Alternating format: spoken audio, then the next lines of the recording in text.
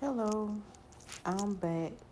And actually, I didn't do the established matters, the 10 established matters part one, any justice. And so I'm going to do what we call like a recap, but I'm going to add on part two to this recording. And the reason why I'm doing like a recap is because the first time I did part one, I was using a software that that made me read really fast, and I wasn't allowed to explain or expound on what I was reading because the timer ran out, and so the recording would stop. And so I had to read really fast just to stay with the timer and to keep the reading with the text that was before you. So I'm going to do like a recap and kind of start over basically, and I'm going to also add part two at the end of this video. So this video is going to be pretty long, but I'm going to try to make it as short as possible because I understand our attention span is just only so long, but I try to keep my videos up under a certain time limit. But again, this is just a recap of the 10 established matters part one, and part two will follow at the end of this recording. Now, I really want to say this before I start. I started the 10 established matters with the intent of going over the commandments, but I realized that there were some things that stood out in the text or the Tanakh. And so, although I'm still rehearsing some of the commandments, I'm also just rehearsing just other things that were established as commandments that are not found in the 10, the big 10, as many may call it, but they are still commandments that were given by Yah. And we know they're given by Yah because the elements around us obey and they still perform their duties. So just follow me just for a quick brief second, and I hope you enjoy this better than the first one. I'm going to still leave the first video up just to show you the difference in the quality of that video versus this one. But again, this is a recap with the part two um, being added, and then I'm going to do my best to expound on what I'm reading if it comes to me as I'm reading. So it goes on to say, Yah follow his own rules. So Yah gave us this rule to establish a matter. This is why the Old Testament, aka the Tanakh, is repeating laws, statutes, and commandments from Genesis to Malachi. Zephaniah 3:5. But Yah is still in that city, and he continues to be good. He does not do anything wrong. He continues to help his people. Morning after morning, he makes good decisions for them. So that means our steps are really ordered, folks, because he's making decisions for us. Not a day passes without his justice. He never gives a decision that is crooked or something to be ashamed of. So that means he's fair and he's just. Deuteronomy 19:15. If someone is accused of doing something against the law, one witness is not enough to prove that that person is guilty. There must be 2 or 3 witnesses to prove that that person really did wrong. And we see that in our criminal justice system today, where they have several witnesses. And most importantly, a cop who is, charging someone with a speeding ticket. They have a dash cam and the cop himself. So that's 2 witnesses, believe it or not, because they're using that camera. I know y'all didn't think about it like that, but that's how I see it. And if I'm wrong, drop it down in the comment box on how you see it, because we all have different perception of what we see, and I just try to explain things from the perception view that I have. Job 33:14. For Yah speaks in one way, and in two, though man does not perceive it. Now here we go. Yah is fair and just. People, Jeremiah 30 and 11. People of Israel and Judah, I am with you.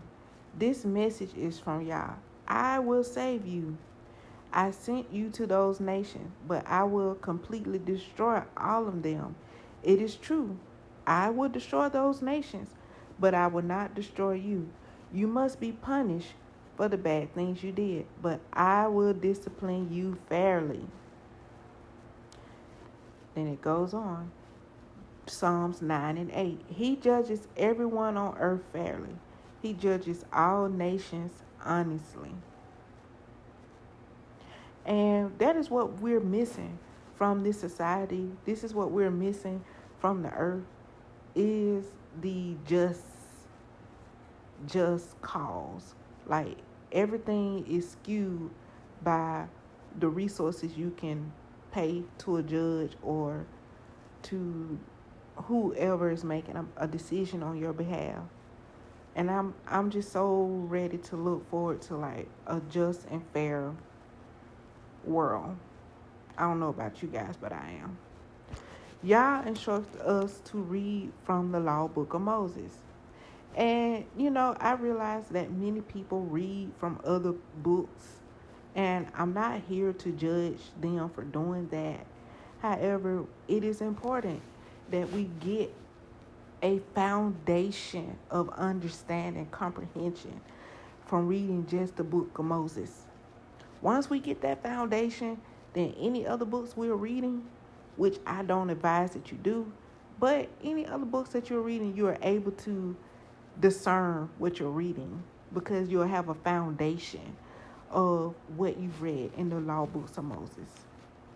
That's just a little advice. Just understand what you're reading from the law books of Moses, and that will give you a better discernment of when you're reading other books and other things. And the reason why I'm not going against other books is because I'm not a judge, and number two, Joshua has already instructed us to just read from the law books of Moses. So we should follow those instructions if we're going to be successful. Okay. Ecclesiastes 12, 13, and 14. Now, what should we learn from everything that is written in this book?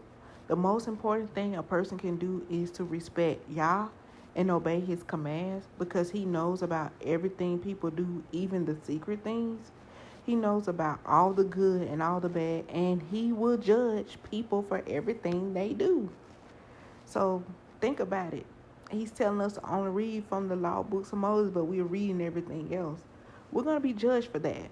I know that sounds really minute, but that's what he just said. And Joshua 23:6, you must be careful to obey every command written in the book of the law of Moses. Never turn away from that law. Deuteronomy 31:26, take this book of the law and put it by the side of the ark of the covenant of Yah your Elohim, that it may be there for a witness against you. Joshua 1 and 8, this book of the law shall not depart from your mouth, but you shall meditate on it day and night, so that you may be careful to do according to all that is written in it.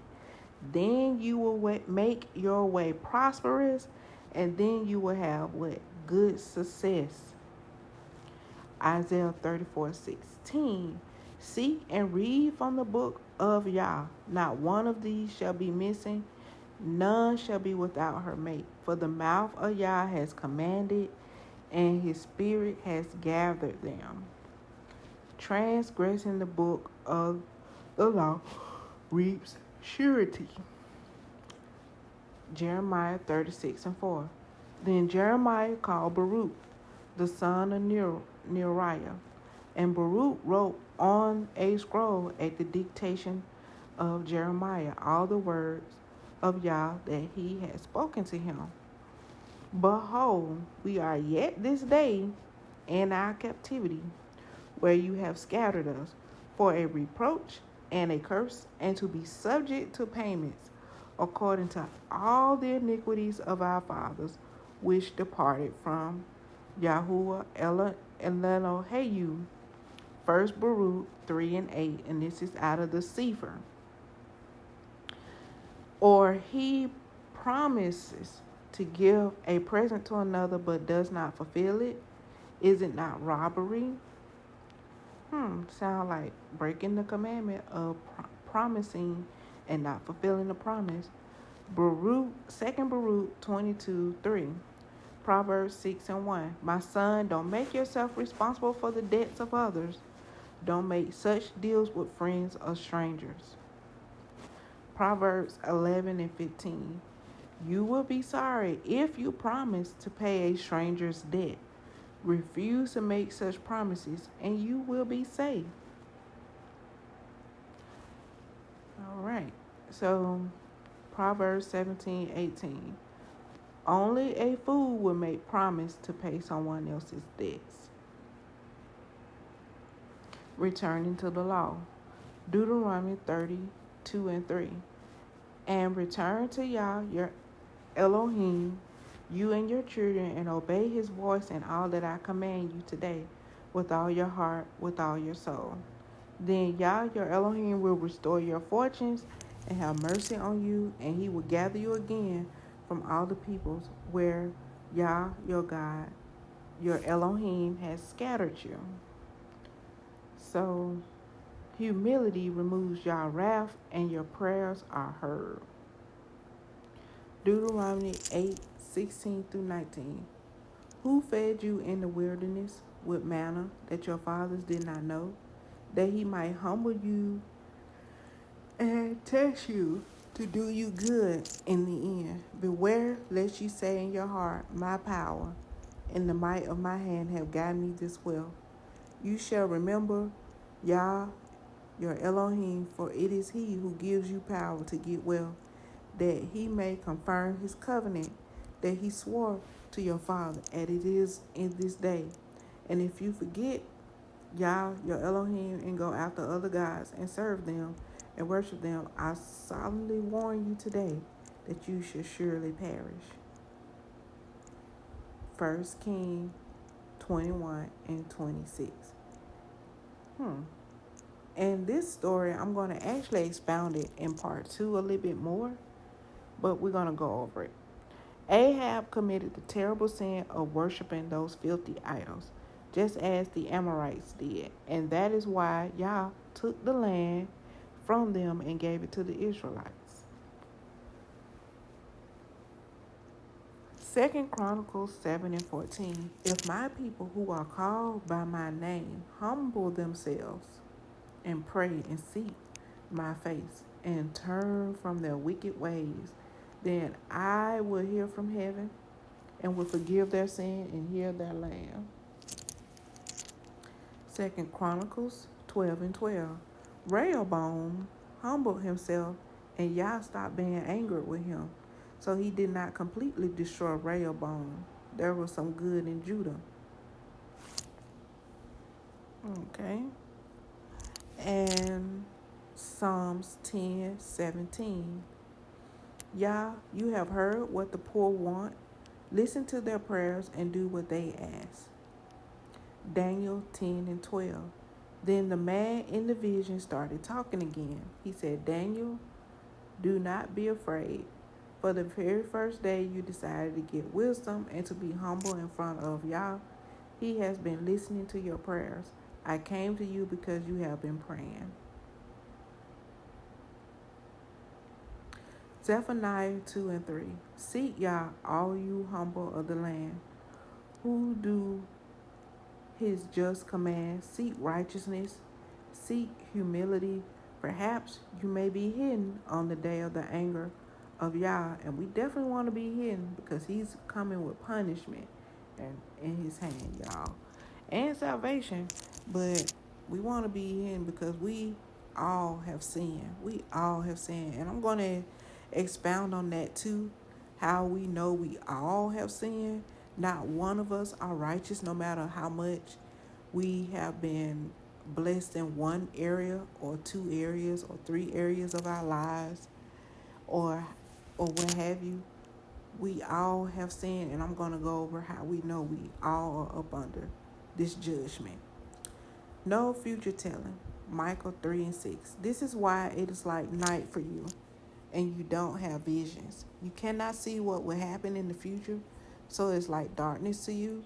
The sun has gone down on the prophets. They cannot see what will happen in the future, so it is like darkness to them. Micah 3 and 5. Some false prophets are telling lies to Yah's people. This is what Yah says about them. These prophets are led by their stomachs. They promise peace for those who give them food, but they promise war to those who do not give them food. And yeah, I've heard of this coercion in the idolatry churches, where if you don't give, or in the collection plate, they, spew all types of curses and things of that nature. But yeah, Ecclesiastes 3 and 22. So I saw that the best thing people can do is to enjoy what they do, because that is all they have. Besides, no one can help another person see what will happen in the future. Just enjoy. Enjoy the present while today is the present that Yah has given us, right? Ecclesiastes 7 and 14. When life is good, enjoy it. But when life is hard, remember that Yah gives us good times and hard times, and no one knows what will happen in the future. Ecclesiastes 9 and 1. I thought about all this very carefully. I saw that Yah control what happens to the good and wise people. And he tells us this in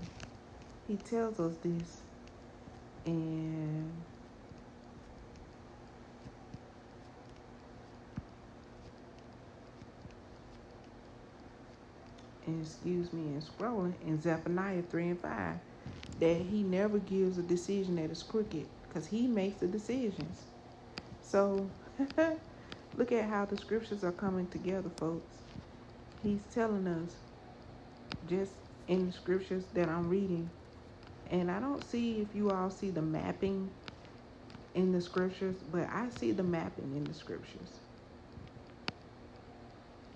So I was reading Ecclesiastes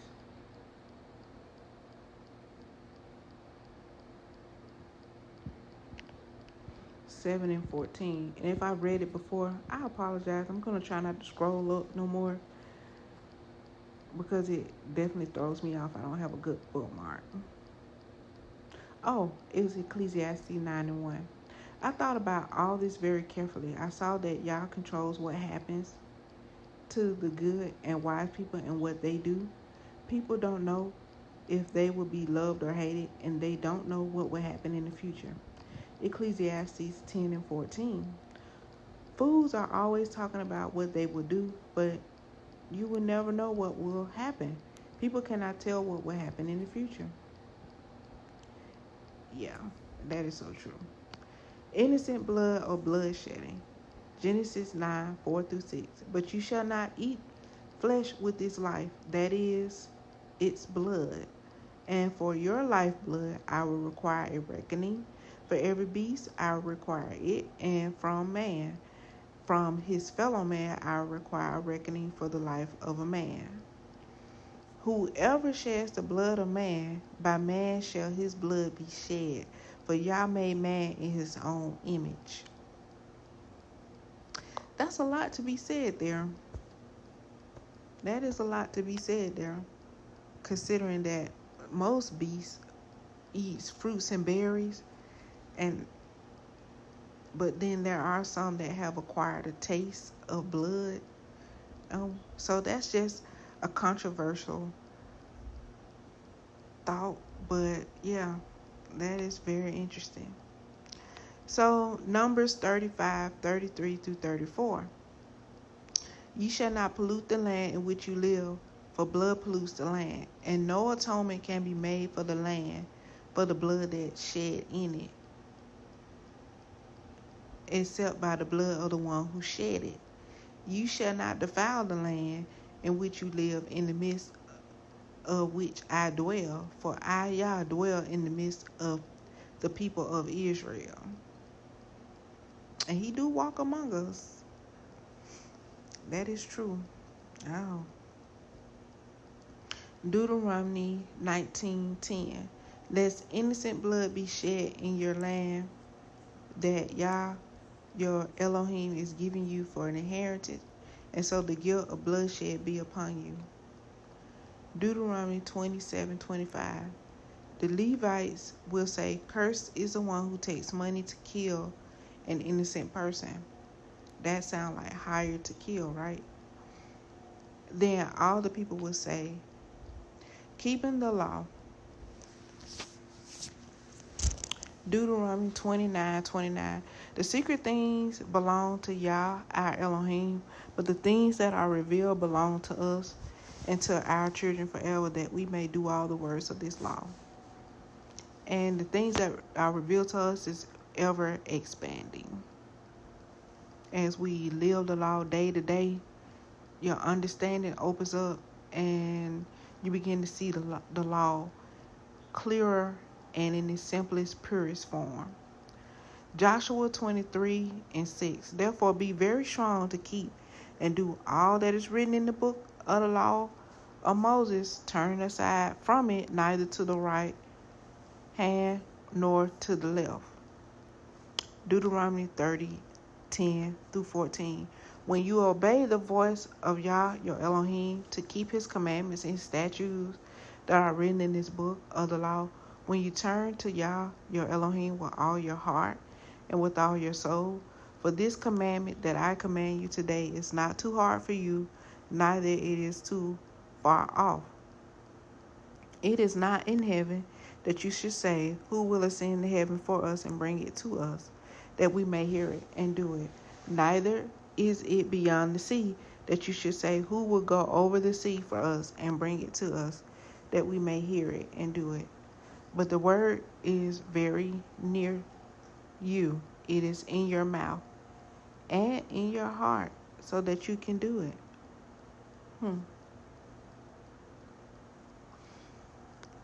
And I will continue the remaining 5 in this video. The remaining 5 established matters in part 2 in this video. And so it says Deuteronomy 30:15-2. Today I have given you a choice between life and death, success and disaster. I command you today to love Yah, your Elohim.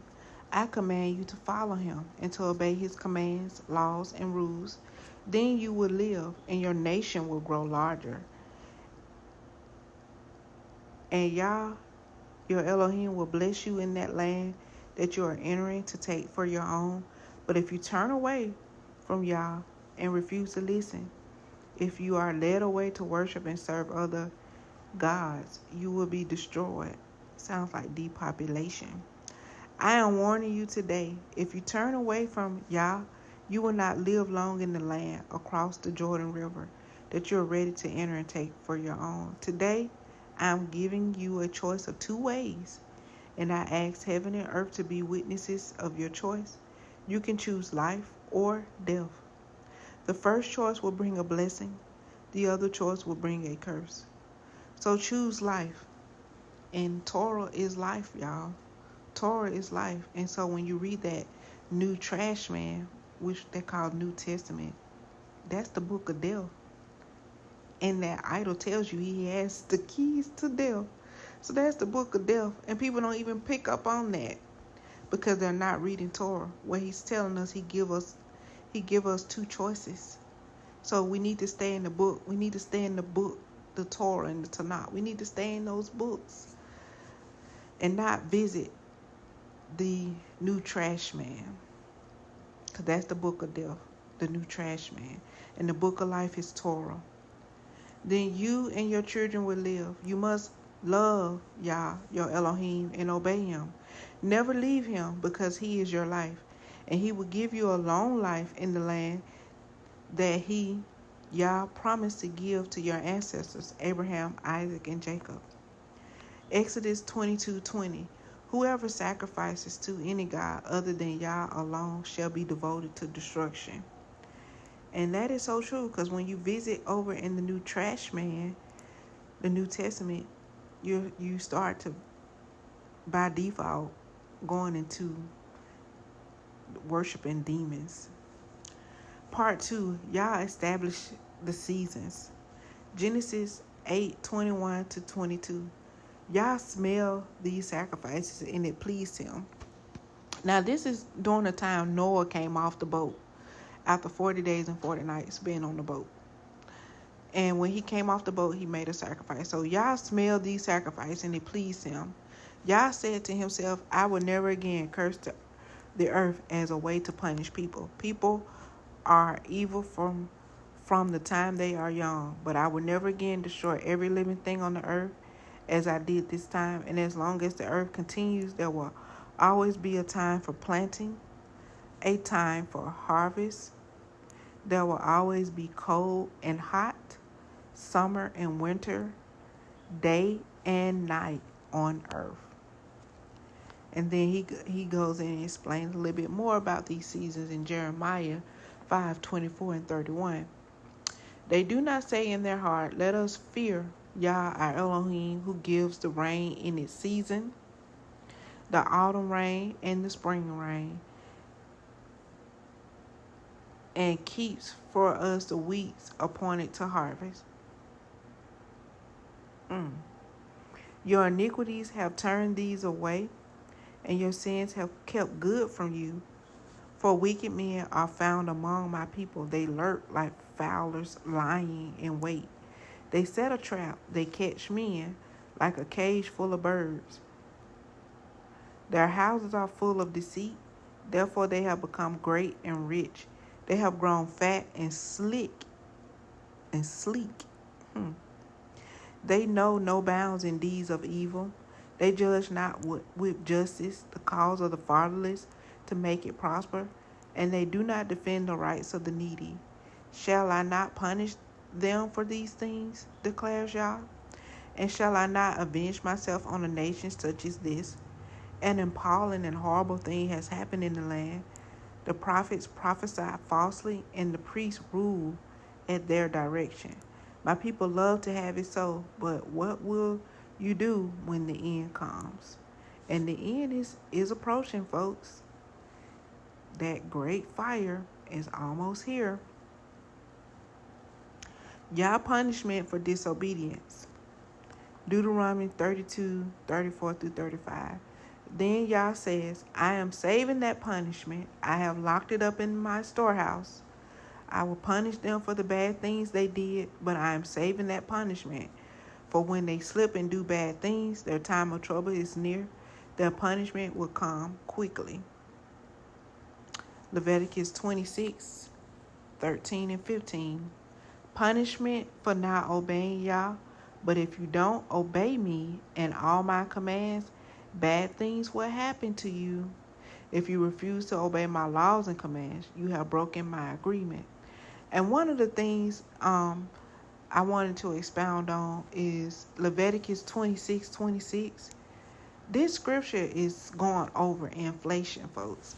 Like, when I saw it, it hit me like a ton of rocks. Because he says here, I will give you a share of the grain left in the city, but there will be very little food to eat.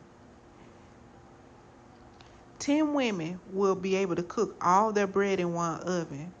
They will measure each piece of bread you will eat, but you will still be hungry. So many of us, from the rich to the poor, we're spending more money to buy little of food. So that's what he's saying. 10 women will be able to cook. So it's taking more women to cook bread in one oven. Think about it, folks. It's taking more to by that one piece of bread or that piece of bread in the oven.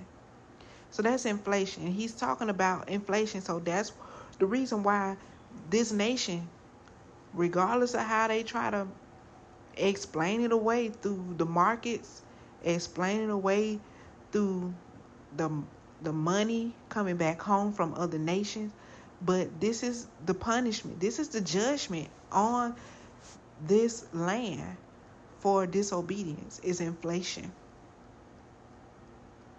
And we're working hard only to starve, because guess what? The harder we work, the less we're bringing home. Inflation. The harder we work, the less we're bringing home. So be it whether we're working 2 and 3 jobs and we're still bringing little home. And this hits everybody. Doesn't matter what you have paid off in your life. Doesn't matter what debts you don't have or have not accumulated. This inflation is hitting everybody. Because when we all go to acquire that piece of bread, when we all go to acquire that gasoline, we're all paying that same price tag, which is inflation. We're all paying it. So we are all up under judgment, folks. We're all up under judgment. Not one of us have been exempt, unless you're just living off the land. But even that, you still faced with inflation, because I began to get notices in the mail about just services going up. And I can only imagine my property tax, what notice they're going to send about that. Because just recently I got a notice about garbage, the price of garbage. I'm only still putting out the same amount of garbage, but the price of garbage collection is going up. So yeah, this inflation is hitting everybody, regardless of what type of lifestyle you may have, believe it or not.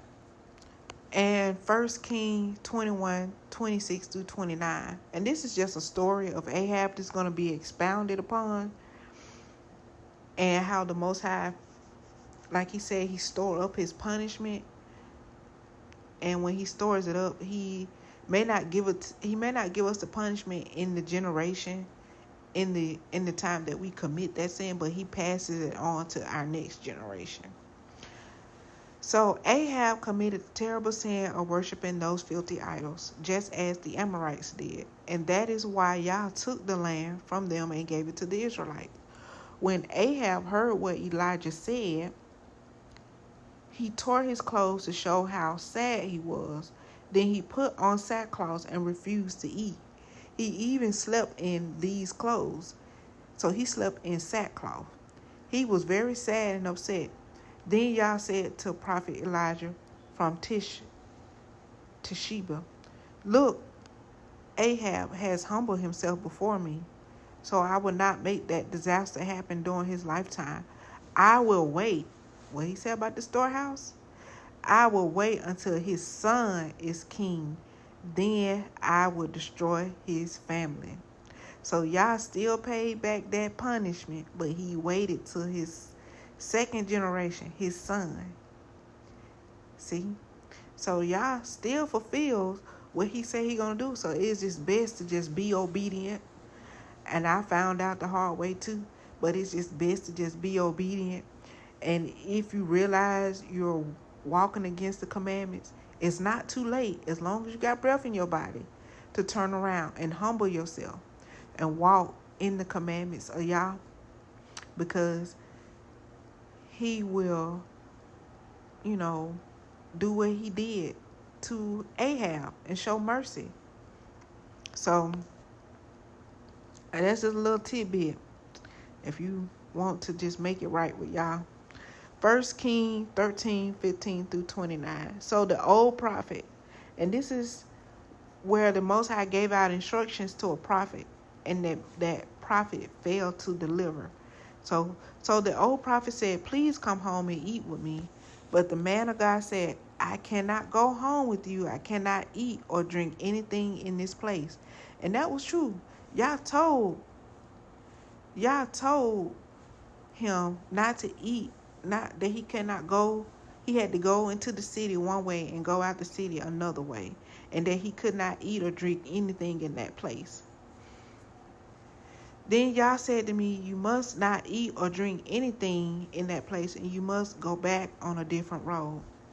And that was true. That was a true word. The old prophet lied. There was a false prophet. The old prophet lied to him and said, but I'm a prophet like you. And an angel. And see, he didn't say Yah.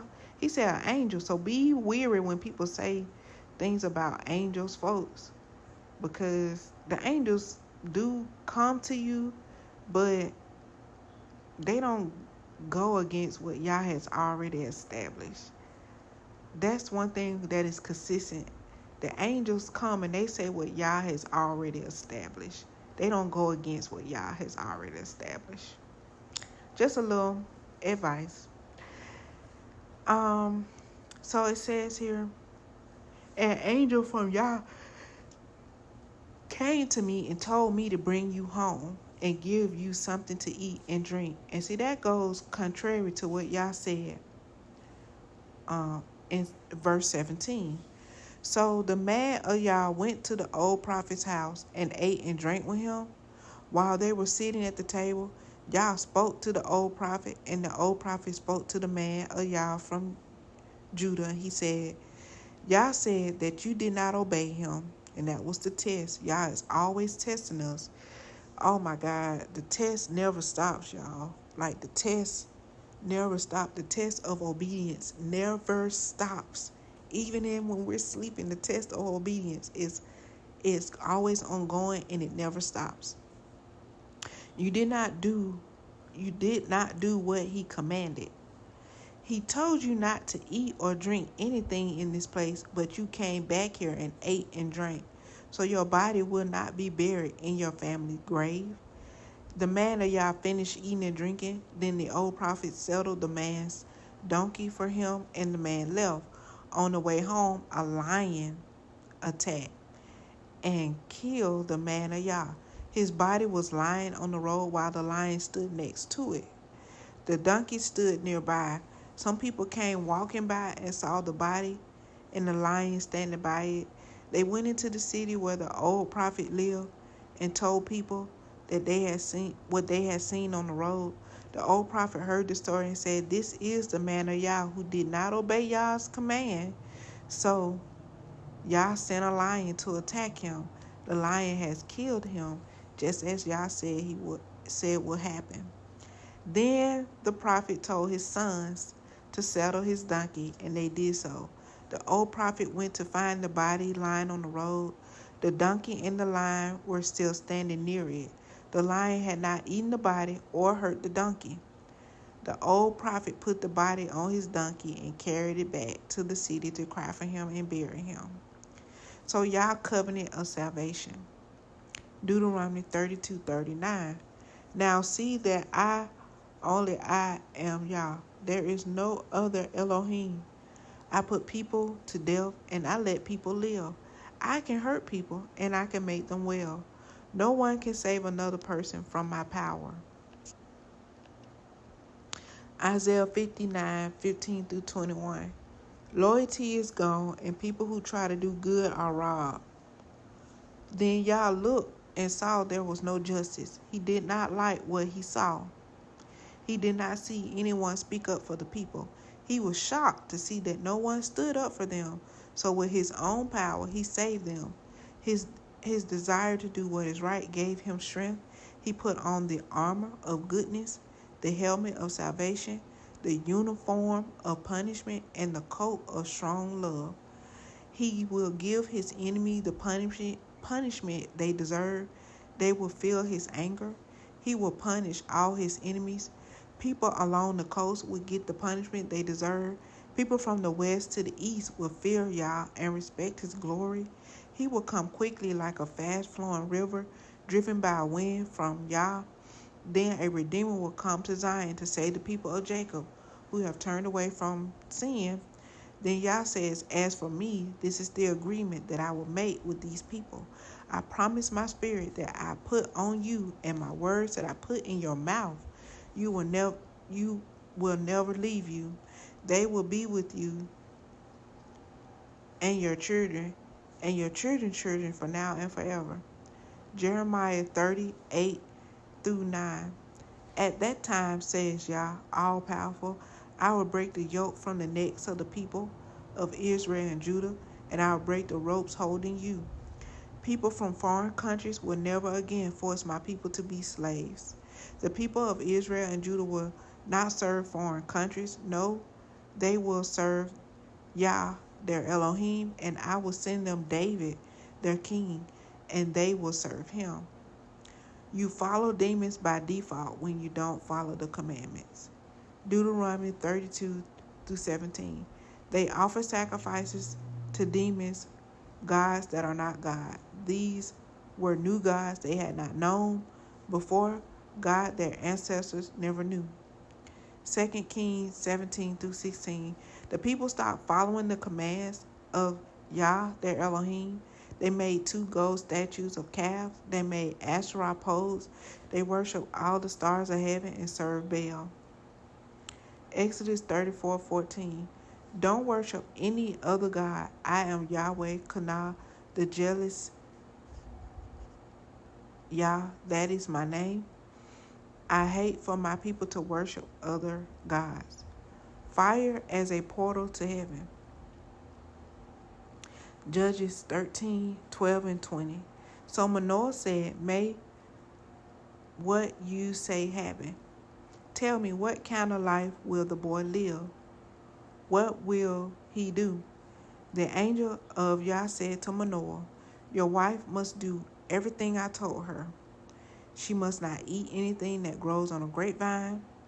She must not drink any wine or strong drink. She must not eat any food that is unclean. She must do everything I have commanded her to do. Then Manoah said to the angel of Yah, we would like for you to stay a while. We want to cook a young goat for you to eat. The angel of Yah said to Manoah, even if you keep me from leaving, I will not eat your food. But if you want to prepare something, offer a burnt offering to Yah. Manoah did not understand that the man was really the angel of Yah. Then Manoah asked the angel of Yah, what is your name? We want to know so that we can honor you when what you have said really happens. Then the angel of Yah said, why do you ask my name? It is too amazing for you to believe. Then Manoah sacrificed a young goat on a rock. He offered the goat and a grain offering as a gift to Yah and to the one who does amazing things. They still tried to worship an angel.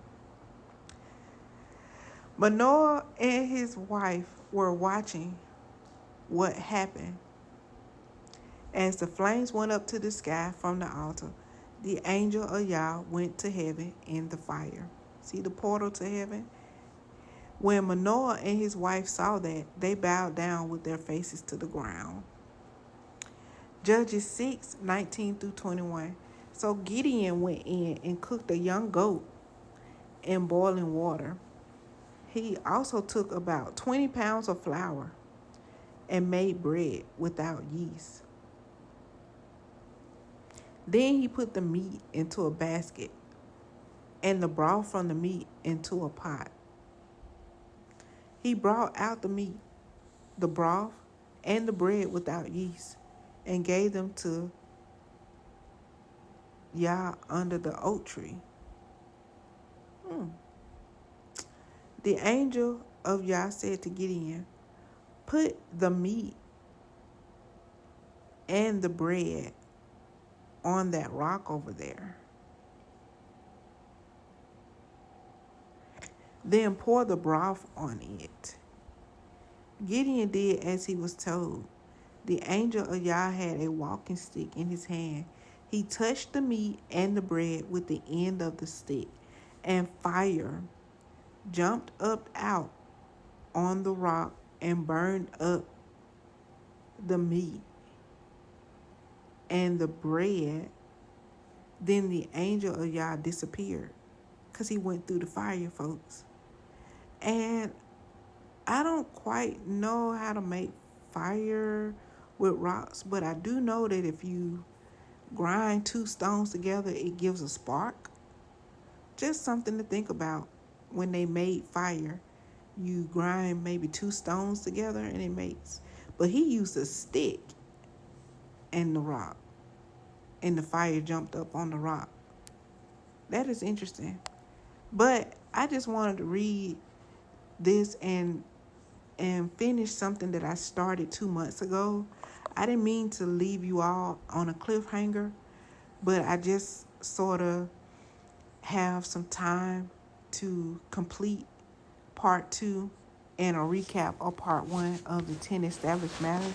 I hope this helps. I am humbled to be able to read and expound a little bit more or further on the text.